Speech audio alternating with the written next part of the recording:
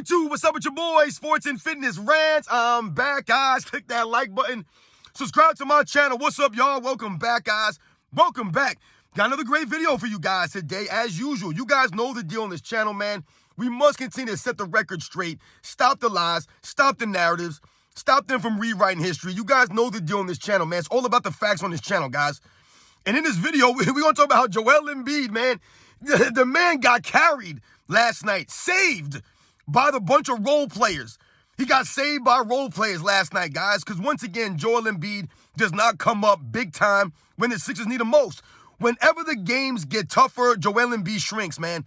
Think about that, guys. We're going to talk about this video because once again, a guy like Joel Embiid, who's supposed to be one of the great players of this era, an MVP contender, he never shows up when you need him. He always underperforms, guys. And last night was more the same. They barely scraped by and they beat the Miami Heat by 1 point.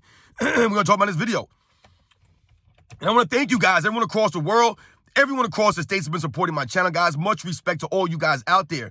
I am truly humble, guys, by all support, man, for real. It means a lot, guys. So once again, thank you for subscribing, for commenting. Like I said, guys, sharing your stories with me, sharing the info. I am truly humble, guys. Thank you, man. And you guys know what to do. Turn the volume all the way up. Hit that play button. Remember, these videos are for educational purposes. And let's roll. So, yes, guys, like I said, man, once again, Joel Embiid, man, does not disappoint me, man. He continues to do the same thing that Joel Embiid always seems to do. When it comes down to these playoffs or play-ins, whatever you want to call it, Joel Embiid always seems to struggle, never seems to raise his level of play. Now, before I get into the video, I know that Joel Embiid came back recently from an injury, things of that nature. He missed most of the season. I get all that. There are no excuses, though, guys. See, that's the problem with a lot of the fans of today, these fake basketball fans. They never want to hold these guys accountable, never hold them to a standard. All they want to do is look for excuses for these players. Oh, this guy was hurt. This guy just came back. This guy's teammates weren't that good. This guy was playing against a really good team. This guy's coach wasn't that good. It's always an excuse for these guys. It's always a damn excuse. There were no excuses for the guys back in the day when I was growing up, man. Either they got it done or they didn't. And they took the criticism, right? They took that stuff, man. These guys today, they can never take any criticism. They can't take any blame, no responsibility on these guys. They want all the money. They want to be known and labeled as superstars and all this stuff. They want all the fame, but they don't want any of the responsibility, none of the blame. Can't be both ways, guys. And Joel Embiid's a perfect example of this. He wants all the adulation. He wants an MVP trophy. He wants all the money. He wants to be seen as one of the great players of this era. But yet, when you need him the most, he's never there. And last night, the 76ers won a very close game against, once again, the Miami Heat, man.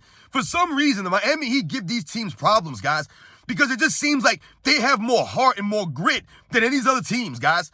And the Sixers should have easily won this game. Jimmy Butler was not great. He was hobbling around out there. And Joel Embiid is supposed to be the best player on the court. Once again, there's no excuses for Joel Embiid. The guy's 7'2", 7'1", damn near 300 pounds. And he's going up against Bam Adebayo, who's like, what, 6'8", 6'9", maybe? And Bam Adebayo had, what, 10 points last night? Shot like 9 shots.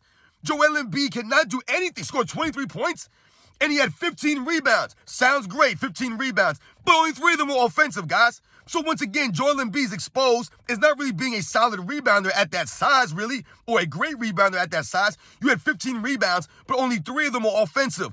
And to put that into perspective, guys, Kelly Oubre, soft, feminine Kelly Oubre, had 3 offensive rebounds on his own, guys. So he matched Joel Embiid. Did Joel Embiid have the most offensive rebounds on his team? No, Tobias Harris, I believe, had 5 or 6 offensive rebounds. So here Joel Embiid is getting outworked on the offensive boards by guys who are significantly shorter than him and way, way less than him. But somehow Joel Embiid, he accumulated 15 BS rebounds. Once again, as the biggest guy on the court, you're going up against a 6'9" Bam Adebayo? Are we really supposed to be intimidated by Bam Adebayo? Or are we really supposed to believe that Joel Embiid would be able to play against the guys like Hakeem Olajuwons and the David Robinsons and the Patrick Ewings, right? The Dikembe Mutombos, the Alonzo Mournings, right? The Kareem Abdul-Jabbars, the Moses Malones. He's really going to be able to go against these guys in the 80s and the 90s when he can't even outperform a Bam Adebayo? This team is struggling to beat a number 8 seed play-in team? Like, it's a joke, man. We know why the Sixers are in the play-in because Joel Embiid missed most of the season, so we get all that. But they were supposed to be a true contender. They should have beat the Miami Heat easily, and Joel Embiid should have been dominant, but Joel Embiid's never dominant in the postseason.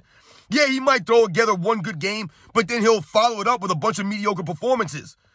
I'm not impressed with Joel Embiid last night, guys. Once again, he was saved by Nicolas Batum. If Nicolas Batum, who's been in the NBA for about 20 seasons now, how long has Nicolas Batum been around? The guy's got to be damn near 40 years old. Nicolas Batum does not go 6 for 10 from three-point range, score 20 points. Nicolas Batum scores 20 points off the bench, hits 6 of 10 from three-point range. Without that burst, the Sixers lose this game. They lose this game handily.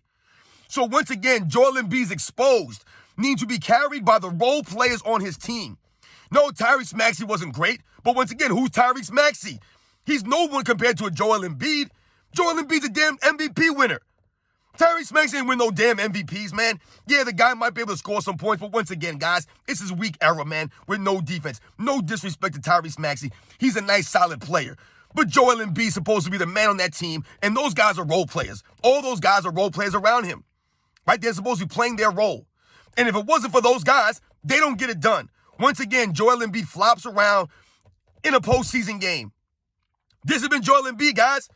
But he's always crying for an MVP award. People would talk to you about how skilled Joel Embiid is. Where's all these skills? Where's the defensive presence for Joel Embiid? The man had no blocks last night. No blocks. None. Once again, you're going against Bam Adebayo, man. Not impressed at all. Jimmy Butler scored, 19 points? They were led by Tyler Hero with 25 points. Tyler Hero, guess who the Sixers were going against? A hobbled Jimmy Butler, Bam Adebayo, and Tyler Hero. You had Joel Embiid out there with his boy Maxey, Tobias Harris, who didn't have a great game. All these guys on this team, like I said, they're supposed to be a contender this year, and Joel Embiid needs to get carried and saved by his role-playing teammates.